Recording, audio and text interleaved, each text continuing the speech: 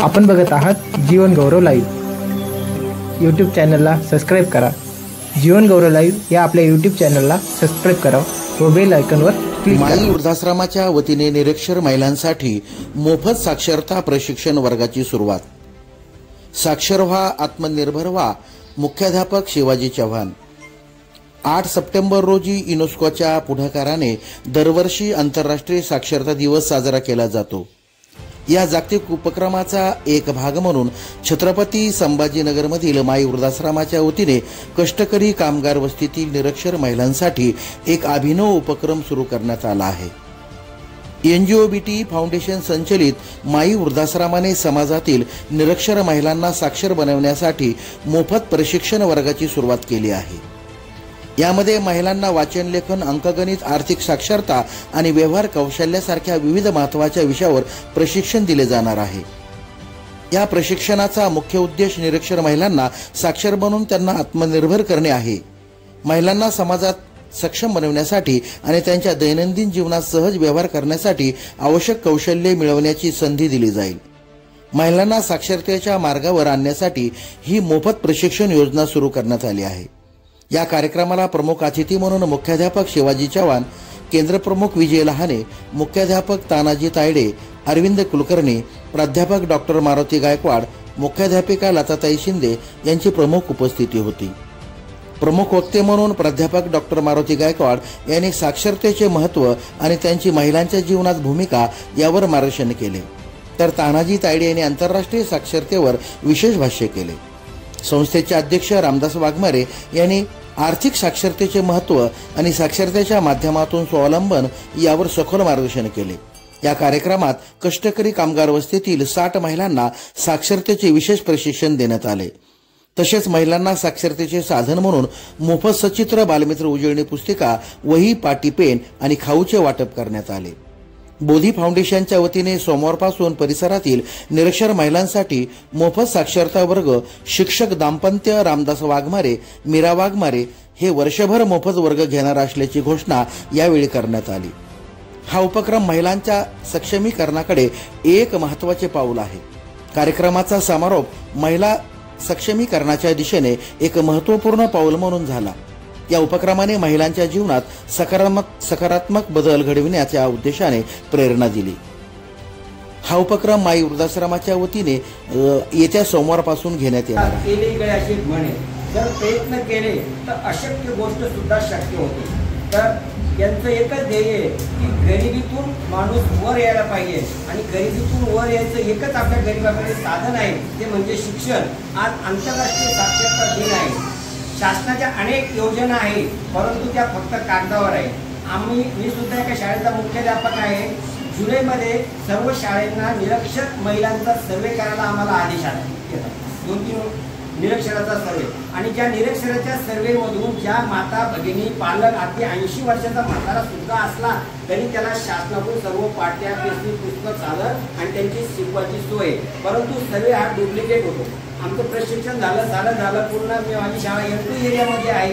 एकही त्या भागामध्ये निरक्षर महिला किंवा पुरुष आहे असं दाखवल्या गेलं नाही। म्हणजे थोडक्यात मला काय सांगायचं आहे, शासन स्तरावर रस्ता सुद्धा फक्त योजना या मोठ्या लोकांना खाण्यासाठी आहे। आणि असे गरीब जे स्वतःच्या कष्टानं करतात, स्वतःच्या मेहनतीनं करतात, त्यांना मात्र द्यायला शासनाकडे पैसे नाहीये।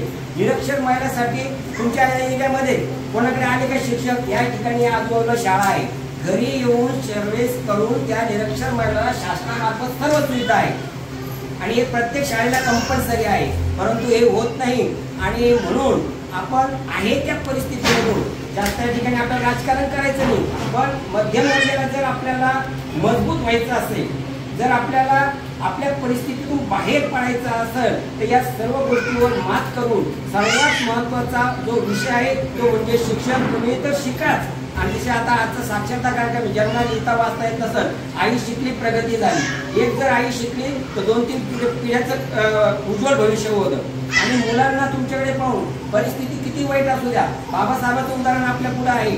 त्या काळातली परिस्थिती कशी होती, दारात बसून बाहेर बसून शिक्षण घेतलं, पण कधी म्हटले नाही। वाचनालयामध्ये बाबासाहेब ज्यावेळेस वाचायला जात होते तर वडापाव चोरून खात होते का?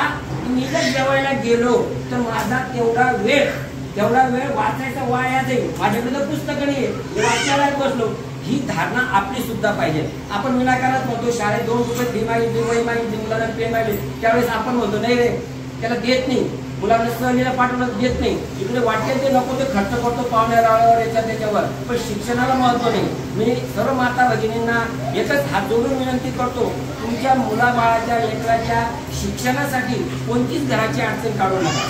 त्यानंतर घरात वातावरण आपलं कसं पाहिजे, घरात वातावरण मुलांसाठी पोषक पाहिजे. आपलं जर वातावरण घरामध्ये कलुषित असेल, आपण आपल्या मुलादेखत आई वडील भांडत असू, कोणी व्यसन करत असेल पालक, मला राग लावतो पण तशी परिस्थिती आहे, त्याचे वाईट परिणाम मुलावर होतात. मुलगा वर्गात तो चांगल्या पद्धतीनं करू शकत नाही. तुम्ही त्याच्यासमोर तरी आपल्याला सर्व कुटुंब जर एकजुटीनं आपण संध्याकाळी किमान एक वेळेस ते कुटुंबानं सर्वांसोबत बसून जर जेवलं ते एकमेकांमध्ये आपली जी भावना आहे प्रेम वाढतं, एकोप्याचा भावना वाढतो आणि आपल्या कोणत्याही निर्णयामध्ये आपण घरातील मोठा मुलगा असेल, मोठी मुलगी असेल, आपली सून असेल, यांना आपण त्याच्यात इन्व्हॉल्व केलं पाहिजे. मीच या घरची मालकी, मीच या घरचा मालक, या भावनेतून घराचा विकास होत नाही. तर अतिशय आता शिकलेल्या असेल नसेल, आज साक्षरता दिनानिमित्त माननीय सरांनी या ठिकाणी हा जो उपक्रम केलेला आहे अतिशय स्तुत्य उपक्रम आहे, याचा तुम्ही अतिशय फायदा घ्या. तुमच्या वेळेनुसार इथं गट करा आणि शक्यतो तुम्हाला वया पेन पेन्सिल जे दिल घरी गेल्यावर आता तुम्हाला नातू, बऱ्याच जणांना नातू असेल, मुलगा असेल, लहान मुलगा असेल, सुनाचा वगैरे हे तुमचं साहित्य बरोबर ठेवणार नाही. तर तुम्हीच त्याची काळजी घ्या. किंवा या ठिकाणी जर तुम्हाला आता आपलं काही रॅक वगैरे करता आलं की आलं आपलं पाठी पेन्सिल काढायचं माझं बरोबर ध्यानात राहायचं आपल्याला.